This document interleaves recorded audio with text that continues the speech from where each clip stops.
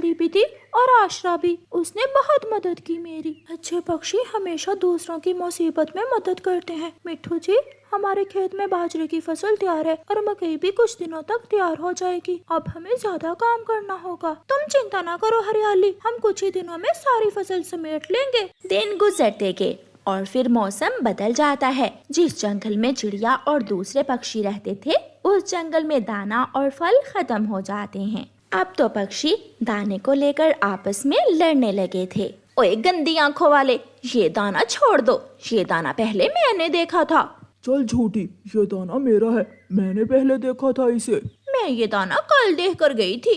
गौरी कौवी और कबूतर आपस में लड़ने ही वाले थे कि वहाँ चिड़िया आ जाती है। ऐसे लड़ने से दोनों का नुकसान होगा, हमें परावास करना होगी। ये जंगल छोड़कर हमें दूसरे जंगल जाना होगा। चिड़िया, लेकिन हम जाएंगे कहाँ? कौन रखेगा हमें अपने पास? जब किसी के साथ नेकी की हो तो हमें भी बदले में नेकी ही मिलती है। आप चिंता न करें, आप सब तैयारी करें। शाम से पहले सब पक्षी तैयार हो जाते हैं। अपना अपना सामान लेकर वो सब बरगद के पेड़ पर जमा हो जाते हैं। जल्दी करें चिड़िया, रात होने वाली है, मुझे तो बहुत भूख लगी हुई है। फिर वो सब उड़ते हैं। रात होने से पहले पहले चिड़िया सबको साथ लेकर सागर के उस पार पहुंच जाती है। झरने के पास एक सुंदर सा घर था। चिड़िया देखते ही पहचान लेती है कि ये घर उसी तोते का है जो बारिश में उससे मदद लेने आया था। चिड़िया उस घर के दरवाजे पर दस्तक देती है। अंदर से तोती बाहर आती है।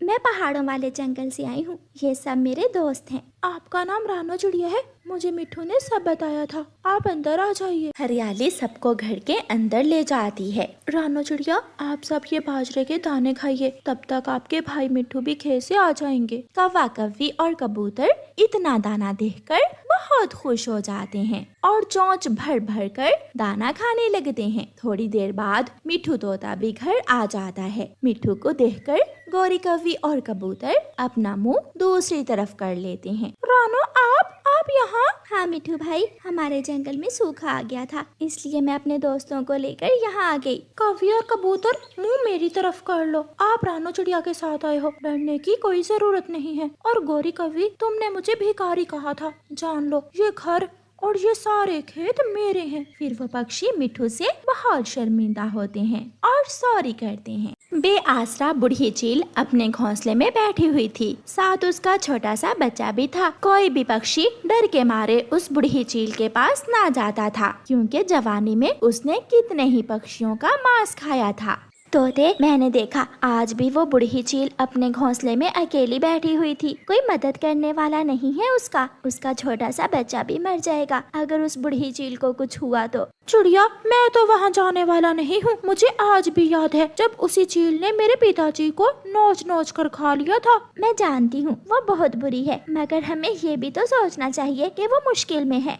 कोई नहीं मानता तो चिड़िया अकेली ही कुछ दाने लेकर उस बूढ़ी चील के पास जाती है। मैं जानती हूँ आप भूखी हो और आपका बच्चा भी भूखा है। मैं मांस तो नहीं ला सकती, इसलिए मैं ये फल और कुछ दाने लाई हूँ आपके लिए। चिड़िया रानी, मैं हमेशा याद रखूंगी कि तुमने मेरी मदद की और मेरे छोटे से बच्चे को मरने से बचाया। चिड़िया बूढ़ी चील को दाना देकर चली जाती है। उस दिन के बाद चिड़िया जब भी दाना लेने जाती तो थोड़ा भोजन चील के लिए भी ले जाती। आहिस्ता आहिस्ता चील का बच्चा बड़ा हो गया और वो उड़ने लगा। चील माँ जी, आज मैं बहुत खुश हूँ कि आपका बच्चा अब उड़ने लगा है, वो बड़ा हो गया है। ये सब तुम्हारी वजह से ही हुआ है। मेरा बच्चा तो भूख से कब का मर गया होता अगर तुम हमारी मदद ना करती। चील का बच्चा भी वहाँ आ जाता है। मैं उदास हूँ कि मेरा कोई दोस्त नहीं है। सब अपने अपने दोस्तों के साथ उड़ते हैं, खेलते हैं, बाहर जाते हैं। आखिर मैं कब तक अकेला जीवन गुजारूंगा? चिंता ना करो बेटा, मैं कल अपने बेटे को साथ ले आऊंगी और वो तुमसे खेल लिया करेगा। वो करेगा दोस्ती तुम्हारे साथ। चिड़िया अपने घर चली जाती है और फिर शाम के बाद बूढ़ी चील मर जाती है। उसका बेटा बड़ा तो हो गया था, मगर इतना भी नहीं कि इतना बड़ा दुख सह सके। वह अपनी माँ के पास बैठा घंटों रोता रहता है। कुकू बेटा, आज तुम मेरे साथ चलो, मैं तुम्हें तुम्हारे दोस्त से मिलवाती हूँ। मेरा दोस्त? मगर वो कहाँ है मम्मा? तुम मेरे साथ चलो। चीलू बेटा चुप कर जाओ, तुम्हारी मम्मा अब कभी लौट कर नहीं आएगी। आंटी, मम्मा ने मरने से पहले कहा था कि आप कभी मुझे छोड़कर न जाना। बेटा मैं हमेशा आपके साथ रहूंगी। आप आज से मेरे साथ मेरे घर में रहेंगे और हम दोनों एक साथ खेलने जाया करेंगे। फिर चिड़िया चीलू को अपने साथ अपने घर ले जाती है। कालू, वो चिड़िया ना जाने कहाँ से एक चील का बच्चा उठा लाई है। वो इतना भी छोटा नहीं है कि शिकार ना कर सके। मुझे डर है कि कहीं वो हमारे जग्गू को खा ना जाए। मैं आज ही जाकर चिड़िया से बात करता हूँ। जाओ कुकू बेटा, भाई को जंगल की सैर करवा लाओ।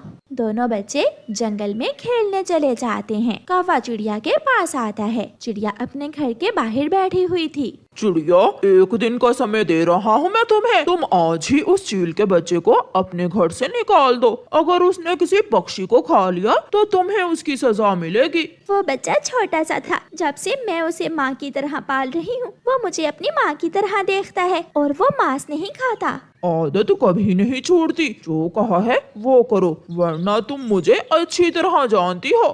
चिड़िया कौवे की धमकी सुनकर डर जाती है। ठीक है, मैं बता दूंगी उसे कि मैं अब उसे अपने साथ नहीं रख सकती। नदी के पास कुकू और चीलू बैठे हुए थे। मामा चिड़िया वहाँ आती है और रोने लग जाती है। मम्मा, क्या हुआ है? आप क्यों रो रही हैं? माँ, क्या आप किसी वजह से परेशान हैं? बेटा, आज जंगल का सबसे बुरा पक्षी कालू कौवा आया था और उसने मुझे कहा है कि मैं तुम्हें अपने घर में न रखूं। पक्षी तुम्हारी वजह से डर रहे हैं। माँ, मैं बेटा हूँ आपका। मेरी वजह से आपकी आंखों में आंसू नहीं आ सकते। मैं जा रहा हूँ। मैं अपनी माँ के घोंसले में ही जा रहा हूँ। मम्मा, मगर मैं चीलू के बिना नहीं रह सकता। बेटा, मैं कैसे पूरे जंगल के पक्षियों से दुश्मनी ले सकती हूँ। चीलू चला जाता है। कुकू और उसकी मम्मा उदास मन के साथ अपने घर चले जाते हैं। अपने पुराने घोंसले में जाकर चीलू उदास होकर बैठ जाता है। उसे आज महसूस हो रहा था कि उसकी माँ नहीं है, क्योंकि वो तो चिड़िया को ही अपनी माँ समझता था। दिन गुजरते गए और फिर 5 दिन बाद कालू कौवे का बेटा जग्गू और कबूतर का बेटा कीकी और छोटा तोता खेलते खेलते पहाड़ों की तरफ चले जाते हैं। वो सब बैठे हुए थे कि आवारा उल्लू वहाँ आ जाते हैं। भाई, इन छोटे पक्षियों के अच्छे दाम मिलेंगे। छोटे भाई, अगर हम इन्हें पकड़ कर ले जाएं तो जीवन आसान हो जाएगा। ये हमारे काम भी करेंगे और सारी जिंदगी हम इनको नौकर बनाकर भी रख सकते हैं। वो दोनों उल्लू उड़ते हैं और तीनों छोटे पक्षियों को जाकर पकड़ लेते हैं और उन्हें एक